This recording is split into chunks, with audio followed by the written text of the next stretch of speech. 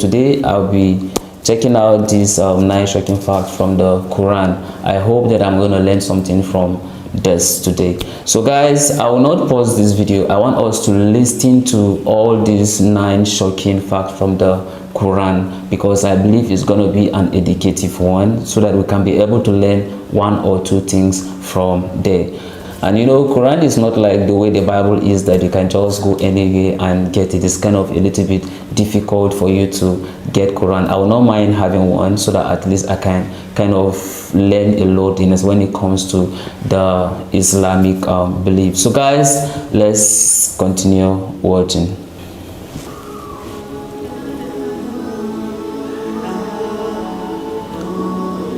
Ever since the dawn of mankind, we have sought to understand nature and our place in it. In this quest for the purpose of life, many people have turned to religion. Most religions are based on books claimed by their followers to be divinely inspired, without any proof.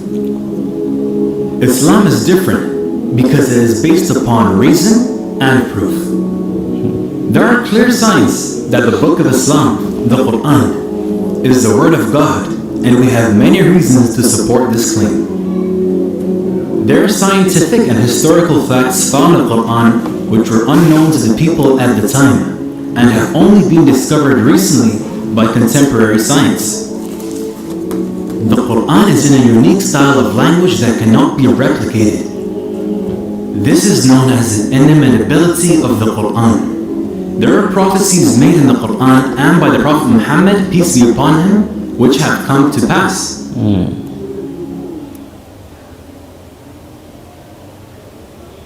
The following are some facts found in the Quran. Number 1. Origin of life. Okay. Water is essential for all living things.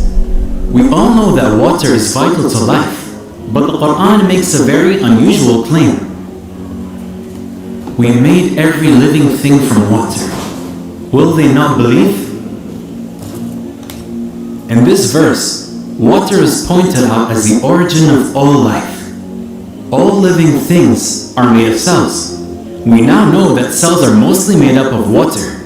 For example, 80% of the cytoplasm, basic cell material, of a standard animal cell is described as water in biology textbooks. The fact that living things consist mostly of water was discovered only after the invention of the microscope. In the deserts of Arabia, the last thing someone would have guessed is that all life came from water.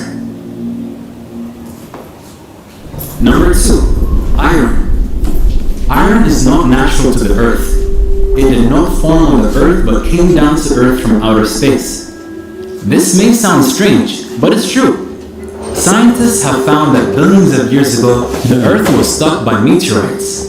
These meteorites were carrying iron from distant stars which had exploded. The Quran says the following on the origin of iron. Origin of We iron. sent down iron with its great inherent strength and its many benefits for humankind. God uses the words sent down for iron. It is clear from the verse that iron is not an earthly material, but was sent down for the benefit of humanity. The fact that iron came down to earth from outer space is something which could not be known by the primitive science of the 7th century. Number 3. Sky's protection. The sky plays a crucial role in protecting the earth.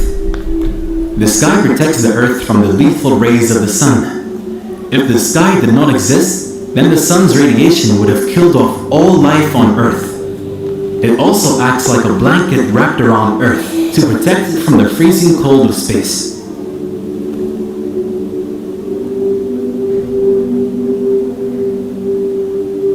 If this temperature was to reach Earth, then the planet would freeze over instantly. The sky also protects life on Earth by warming the surface through heat retention, greenhouse effect, and reducing temperature extremes between day and night.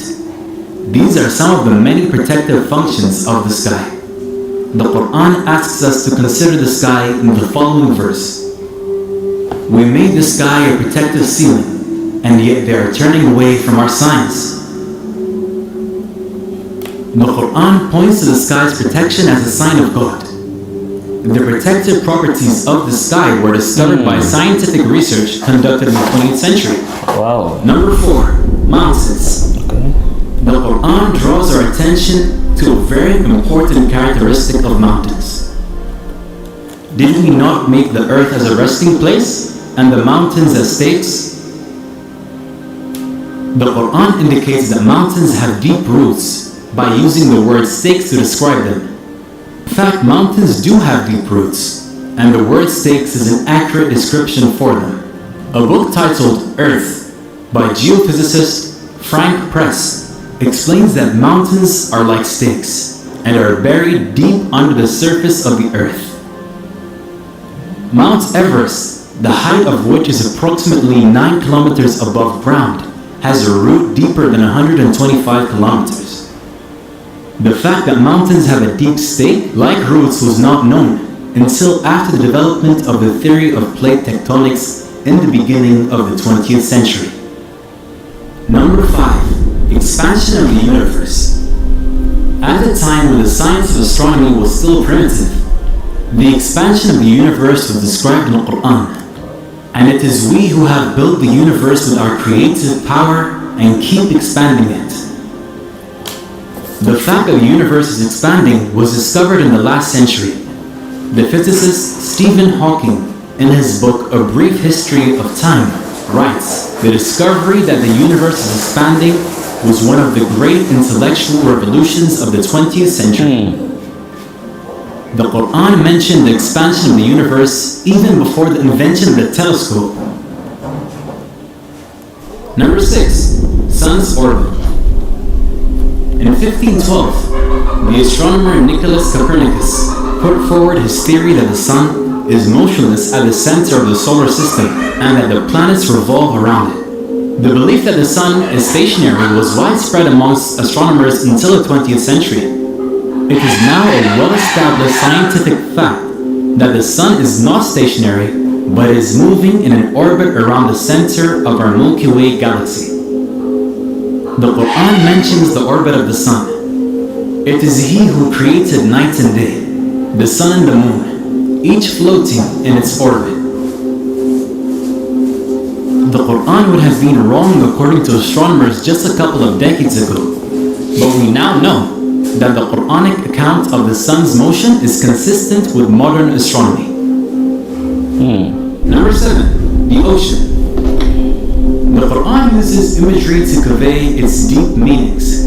Here it describes the state of the unbelievers as darkness out in a deep ocean, which is covered by waves, above which are waves, above which are clouds, layers of darkness, one upon the other. When one puts out his hand therein, he can hardly see it. Those God gives no light to, they have no light. It is commonly thought that waves only occur on the surface of the ocean. However, oceanographers have discovered that there are internal waves that take place below the surface of the ocean. These waves are invisible to the human eye and can only be detected by specialist equipment. The Quran mentions darkness in the deep ocean above which are waves. Above which are waves, then clouds above that. This description is not only remarkable because it describes the internal waves in the ocean, but also because it describes darkness deep in the ocean.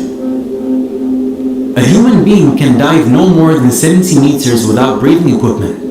Light is present at that depth, but if we go down 1,000 meters, it is completely dark.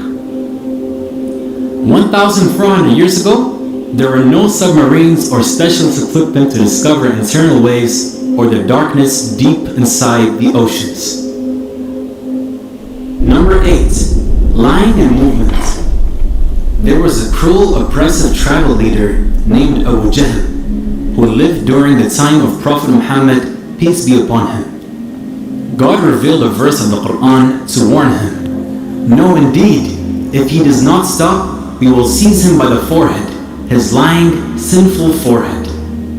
God does not call this person a liar, but calls his forehead, the front part of the brain, lying and sinful, and warns him to stop.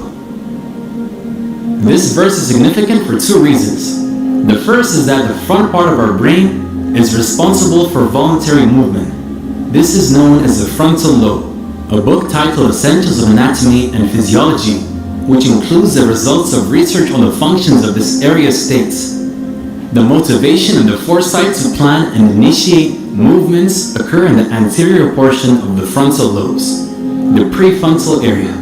The part of the brain that is responsible for movement is said to be seized if the man does not stop. Secondly, numerous studies have shown that this same region, frontal lobe, is responsible for the lying function of the brain.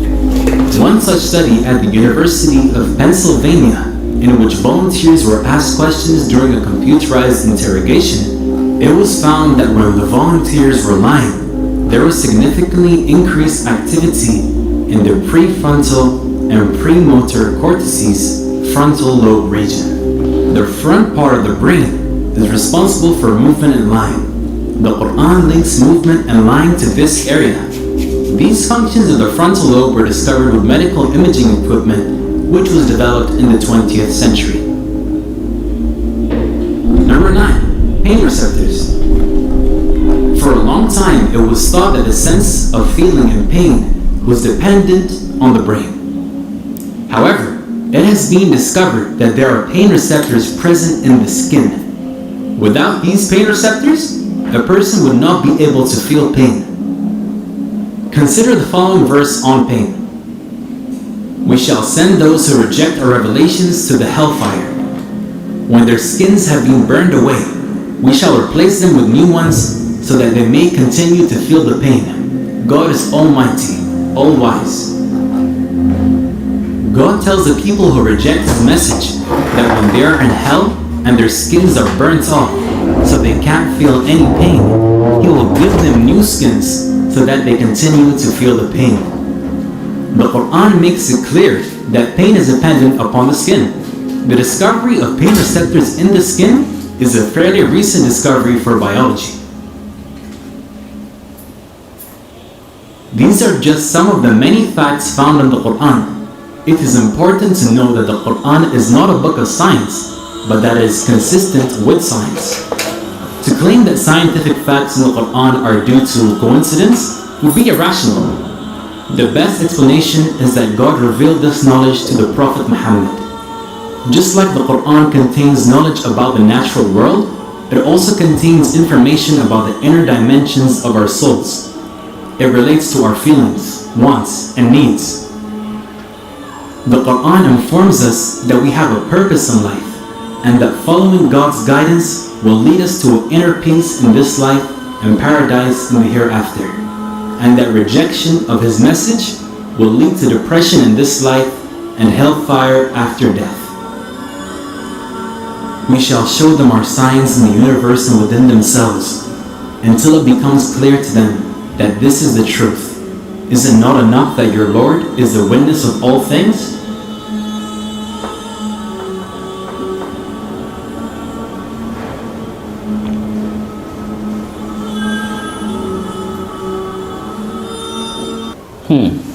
Whoa, this is beautiful. This is very, very educative. At least today, from these 9 shocking facts from the Quran, I was able to learn about the origin of life. I was able to learn about the origin of iron. I was thinking that we were actually deposited here on earth, not knowing that we are actually sent from heaven, and then also the sky protection. I also learned about mountains. I was able to learn about the deep root of mountain, and then also of that of Mount Everest. I also learned about the expansion of the universe. I also learned about the sun orbit. I also learned about the ocean, and then I also learned about the line and movement. From there, I got to realize that there was actually a prophet during the time of Prophet Muhammad, may peace be upon him, which he tried to lie about the Quran, and then God warned him. And then I also learned about the pain receptors and how the Quran chapter 4 verse 5 was also making reference to in the pain receptors. It was making reference to, just like I mentioned earlier, that I learned about the emotional Quranic recitation, which talks about everyone giving an account at the judgment day. And on the judgment day, of course, those ones who refuse the revelation, who refuse to accept the teaching of Allah, will be thrown into hellfire. And then the pain receptors was talking about that even at the hellfire, when their skin burned down, that's in Quran chapter 4 verse 5, was talking about that they are going to give you a new skin. So which means that the pain will still continue to, you continue to feel the pain still at hellfire. Whoa, I was able to learn this today. So this nice shocking Quranic fact was able to expose me to all this, which means that the foundation of science was actually from the Quran. That is how I'm able to understand it. I do not know for you listening to my teachings if you actually agree with it, because when I sum up everything together, it seems like whatever the scientists are kind of trying to learn is just like there are things that are already been revealed in the Quran. This is just exactly what it is. And then he also talks about that at the Quran 4 verse 5, that was talking about that we will give you another skin, so that you will continue to feel the pain at hellfire. So I do not know, because when I was learning from one of the videos about Prophet Muhammad being mentioned in the Bible, it was talking about plural of respect.